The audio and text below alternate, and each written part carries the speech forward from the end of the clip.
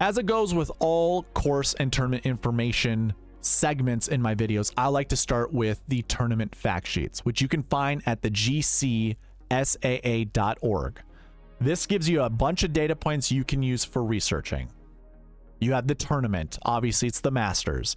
We have the golf course, which everybody knows, the par, the yardage. All of these things are great things to know. I always tell you this is the most important piece, the turf grass. We have bent grass greens, we have bent grass, basically everything, or ryegrass overseed. So I am personally just using bent grass in all my stats. And oh, by the way, if you go to the cheat sheet, you can scroll over and see we have bent grass for the course fit stats. So these are all based off of their finishing positions, how many events they played, their average finishing position, their top 10% or their top 10 hit rate, I guess you want to call it. How about this? The percentage they fit inside the top 10 on bent grass golf courses. And then I'm going back 52 weeks, 365 days, looking at their average finishing position on bent grass. Oh, by the way, Scotty is on top by a mile. But this is all available in the cheat sheet. So again, link in the description for that. Going back to the tournament fact sheets, you can find some more interesting information when you scroll through it. Again, you can find this at the gcsaa.org. Scroll to the bottom, you'll see media links or something like that. Find the tournament fact sheets and just check it out. But these are all data points you can use for researching. Now, I also like to map every single golf course in these course and tournament information segments because I want to know what shot shape is more beneficial at a specific golf course. Now, here's the wonderful thing about Augusta. Most people think you need to have a right to left shot shape, and that is very advantageous. You can see how many, by the way, the shot shapes that I have here, this is off the tee shot shapes, this is approach shot shapes. These are just beneficial. It doesn't mean it's necessary. Some of these shots are not necessary. They're just beneficial. I think they will help each of the golfers score, you know, birdies or eagles if they have a specific shot shape. When we look at kind of the summary down here, there are 7 holes where I think draws are important, either off the tee or approach. There are 5 holes I think fades are important, whether it's off the tee or approach. You can listen to a lot of the PGA Tour players that have played at this golf course, some of the Champions Tour members who talk about certain things. Jack Nicklaus is known for saying, you know, yeah, okay, you need to draw it around some of the bends like hole 13 and stuff like that, but most of the pin positions would be beneficial if you hit a fade into the green. And obviously Jack primarily hit a fade in his career, and he's had the most success at the Masters. So personally, how I feel, or what I feel about shot shapes at Augusta, you just need someone who can work the golf ball both directions, like a Phil Mickelson, a Tiger Woods. Those are guys, you know, just recently that move the golf ball both directions. Believe it or not, Dustin Johnson can do that. So too can John Rahm. Shot shapers, golfers that have complete control over their golf ball. Now, could a Colin Morikawa win this tournament? Yes, he can, but he's got to be absolutely perfect, striping the ball dead straight. But there are benefits. You can even hear like Phil Mickelson talk about it. Hitting fades into slopes will cause the ball to not funnel down the slope as much. There are certain things that you need to know, and that's why they always say course history reigns supreme at the Masters. Just having that knowledge is the biggest help. But you could also just be a rookie with complete ignorance coming into this golf course, being able to flight the ball on command and do really well at this tournament. Like, I think of a Thomas Pieters, his first time he played, he was one of those guys that could shape shots in all directions. He flighted his golf ball beautifully when he came on tour. He did well at the Genesis, and then he came to the Masters and did well at the Masters. He was someone who, you know, it was his first start at the Masters, and he was able to hit shots around corners, shots into pins, and had a top 10 finish the first year he played. So just keep all of that in mind. And I don't have the complete cheat sheet updated with every golfer's shot shape, but I do have preferred shot shapes in here.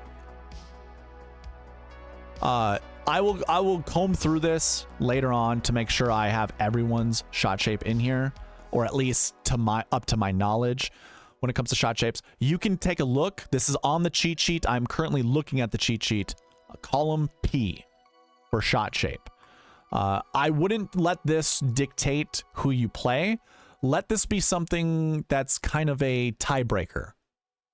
So if you want more draw golfers on your team, you obviously can use the cheat sheet to find that information.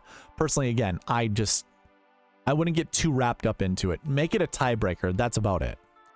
And by the way, before I get any flack, yes, these PGA Tour golfers can shape shots any direction they need. Here's the thing. There's still, just like you and I, we can still hit a draw if we want to. It's just not going to be on control or in control. Same goes with fades. That's why you see certain golfers who primarily hit a specific shot shape, when forced to hit the opposite, never really perform that well. Again, it's not saying they can't hit a specific shot shape.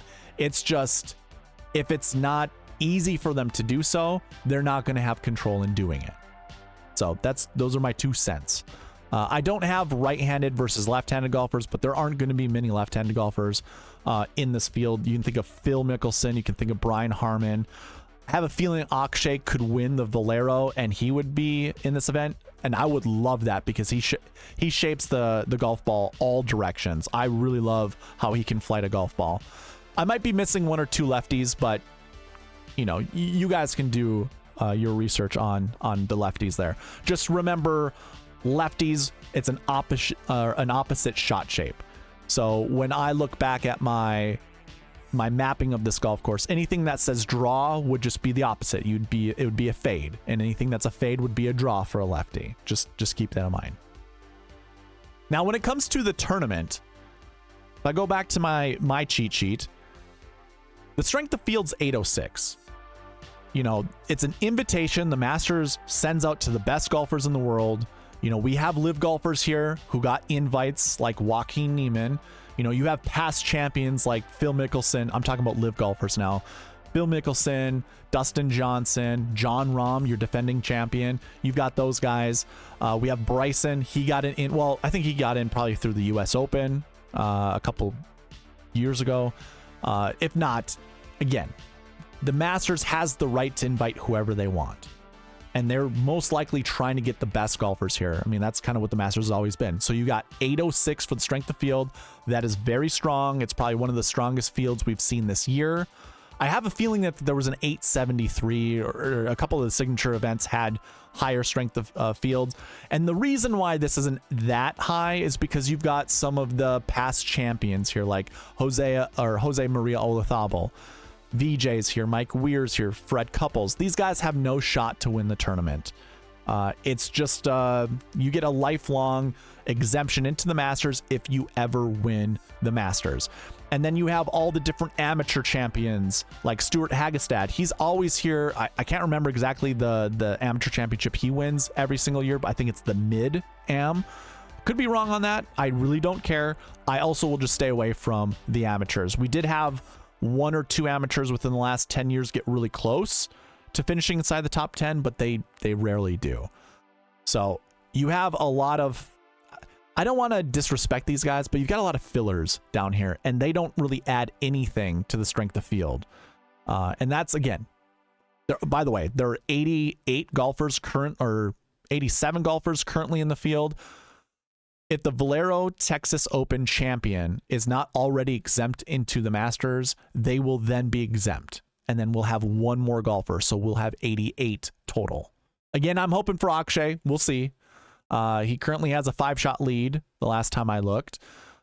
But anything can happen. Masters also has top 50 in ties. They used to have all golfers within 10 strokes. I don't think that's the Masters cut rules. I am sorry for not being prepared. I'm going to look for it right now. It's top 50 in ties. That's it. Yeah, there's no 10-shot thing anymore. So top 50 in ties. for the Masters. There are 88 golfers, so getting 6 of 6 through the cut should be easier than usual. Again, you can cut a few of these golfers out, like the past champions, the amateurs, stuff like that. You can cut those golfers out. I think it's going to be just fine. I mean, like probably 11 golfers maybe you could cut out of your pool, and now you're stuck with like 60 some golfers, and 50 make the cut. Top 15 ties make the cut. So just remember all of that. It's still here at Sweet Spot DFS, we're trying to target the optimal lineup. We want to build the perfect lineup. We don't necessarily care about the cut. We have to make different lineups in order to take down the GPP. That's all that I have for the course and tournament information. Let's move on to the pass optimal and GPP winning lineups. I have a $100 or the potential to be a $100 giveaway Tuesday night. We need to get to 700 subscribers. You see that all the way over there to the left? We're at 680 out of 700. If we get to 700, I'm giving away $100 Tuesday night. And if you want an entry into it, all you gotta do is be subscribed and comment down below. I'm going to be posting videos every single week leading up to the Masters. You have an opportunity to comment on all of them to get one entry per video to only increase your chances, your odds to win $100. Just again, you have a chance to win $100 by just subscribing to the channel and commenting down below. Now again, we have to reach 700 subscribers. That's all I wanted to leave you with.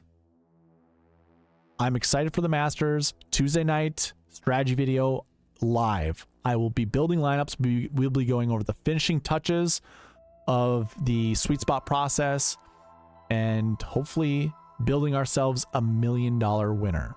So with that being said, thank you all for watching. Please leave a like, comment, subscribe, all that good stuff, and I'll talk to you Tuesday night. All right, bye.